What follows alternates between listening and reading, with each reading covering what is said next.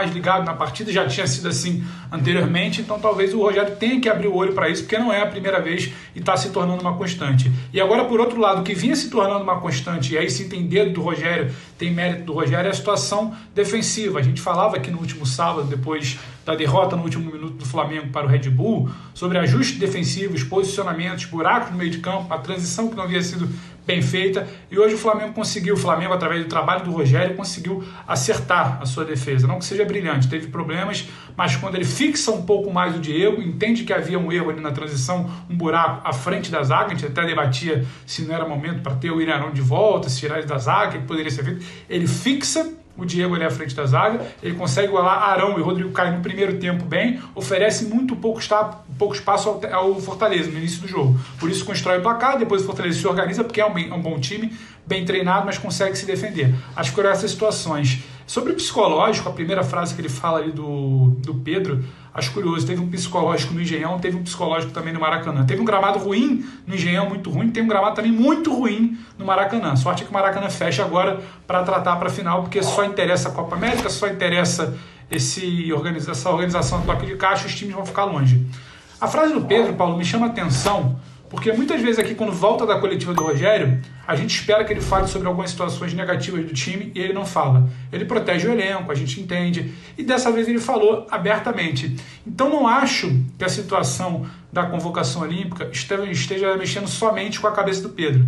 Acho que está mexendo com o ambiente do Flamengo como um todo. Pedro quer jogar, está muito claro, as postagens dele, o que ele comunica à diretoria. A diretoria não quer que ele vá. Há um ruído nessa comunicação, isso abala o Pedro, que claramente estava desconcentrado, isso abala também o Rogério, que acaba por expor o seu jogador, porque também me parece, sabe, que não está mais aguentando já tanto essa situação, está até perto de resolver, o Pedro não deve ir para a toca, a CBF deve ter que pensar num plano B para o ataque, então está mexendo com todo mundo ali. Isso diz muito sobre a reação do Pedro e também sobre a reação do Rogério. O Rogério não é exatamente de apontar dedo. Flamengo não apontou dedo para o Gabigol, Flamengo não apontou dedo para o Gerson, quando reclamou, Flamengo não apontou dedo para outros jogadores e hoje acabou deixando escapar essa fumaça de insatisfação que há com tudo que envolve o Pedro. Não é só a reclamação de hoje. Para finalizar, Paulo, teve a situação do Gerson, né? Muita gente falando também a despedida dele, marcou época, ganhou tudo. Acho que isso também abalou a cabeça do Gerson. Claramente mexido, não teve uma boa atuação, não estava concentrado onde deveria, com a bola no pé, principalmente sem a bola, onde tem uma deficiência de recompor a marcação. Valeu muito mais pela entrevista pós-jogo, pelo momento, pelo que foi toda a passagem do Gerson nessa despedida bonita. O Flamengo até potencializou as homenagens do que exatamente dentro de campo. Era um Gerson mexido, com a cabeça um pouco longe, chorando bastante depois do jogo e mostrando que não conseguiu desenvolver o seu futebol, o que não mancha em nada sua brilhante passagem pelo Flamengo, mas também mexeu essa situação, fechando de Gerson. Rogério Ceni conseguiu pelo menos começar a rascunhar, né? Aquele projeto de sempre. E o Flamengo sem Gerson? Colocou o João Gomes mais fixado, abriu o Gerson no lado de campo, agora saber quem vai substituí-lo, mas a partir do momento que ele fixa o João Gomes, tem o Diego por ali e abre essa opção, já começa a desenhar o que ele deve estar imaginando sem o Gerson por aí, Paulo.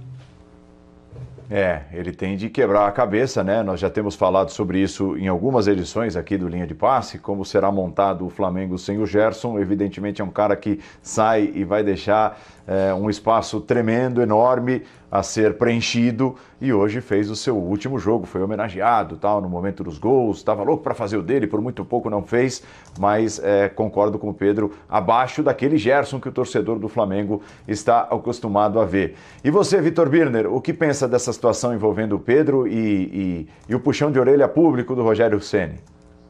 Eu acho que o Pedro está incomodado sim com a questão da seleção brasileira. Outro dia o nosso editor, o chefe, o Dimas, comentava comigo, eu não sei se ele chegou a usar essa tela do programa, se usou, peço perdão porque não me lembro agora, quando o Gabigol está à disposição, o Pedro atua pouco, se não me engano, acho que a média era de 12 minutos por partida. E o Pedro tem isso na cabeça, o Gabigol vai voltar da seleção na Copa América e durante a Olimpíada ele estará à disposição do Rogério Ceni.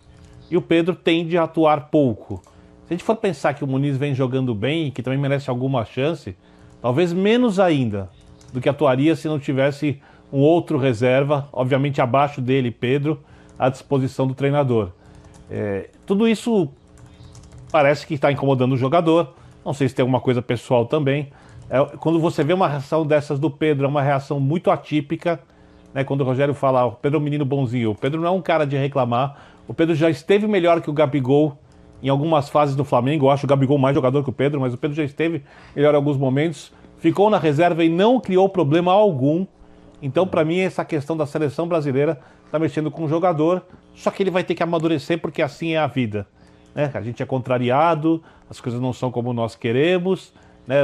Às vezes o nosso patrão, em determinada época de nossa vida, pede que façamos uma função que não é a que mais achamos merecedores, ou às vezes temos a chance, por exemplo, de cobrir um grande evento no jornalismo e achamos que merecemos em algum momento da carreira e não somos enviados para lá. Então, infelizmente, para o Pedro, é assim que a banda toca. E eu espero que ele tenha uma atitude mais madura, que ele entenda que ele se equivocou, né, e que peça desculpas ao Muniz, no caso que é o jogador que entrar, que explique que não é uma coisa contra ele, se achar melhor ou pior, porque no final das contas todo jogador tem que pensar que ele está ali acima de tudo para preservar o melhor ambiente, a melhor harmonia coletiva possível.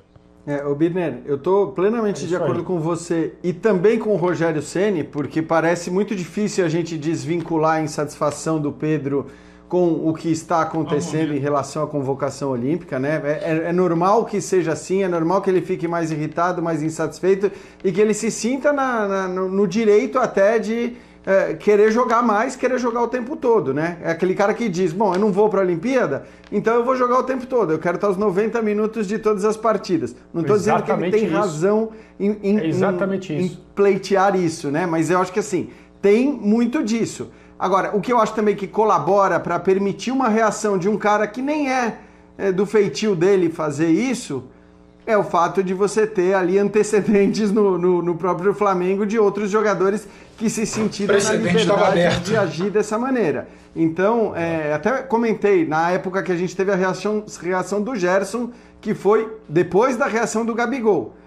Era legal que a diretoria do Flamengo, né, sem apontar o dedo para X, para Y ou para Z, deixasse muito claro para os caras que não vai mais tolerar isso aí, que não vai mais aceitar esse tipo de reação, que isso não pode virar o padrão no Flamengo. Porque é claro que se um faz e nada acontece, o outro faz e nada acontece, todo mundo vai se sentir no direito de agir dessa maneira.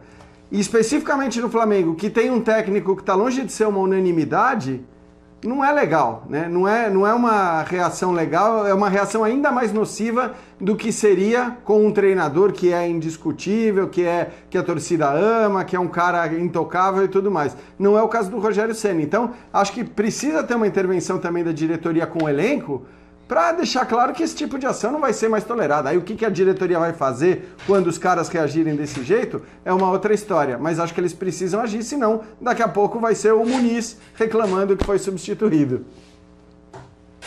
Oi, André. Eu estou de pleno acordo. Para responder a pergunta que estava na tela agora há pouco, o Pedro tem motivo para ficar irritado? Sim. Eu consigo entender que ele tem motivo para ficar irritado e eu até me solidarizo com o incômodo que ele sente. Eu já falei aqui, na última vez que eu estive presente, nós discutimos esse assunto.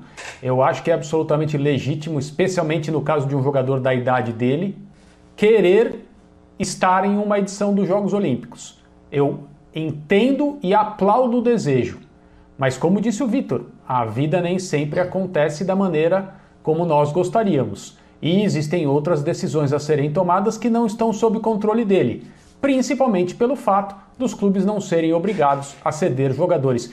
Isso tem acontecido aí, né? Em todos os setores do futebol. O Liverpool, me parece, anunciou hoje que não vai ceder jogadores que pudessem ser convocados para jogar os Jogos Olímpicos. E é exatamente o mesmo tipo de postura que o Flamengo adota em relação ao Pedro. Eu consigo entender os dois lados. O desejo do jogador por uma oportunidade que ele não sabe se terá de novo, provavelmente não, e a necessidade do clube. E isso também não dá ao Pedro e a nenhum outro o direito de estabelecer as novas configurações, que foi o que o Jean disse. Ok, eu não vou, mas então eu fico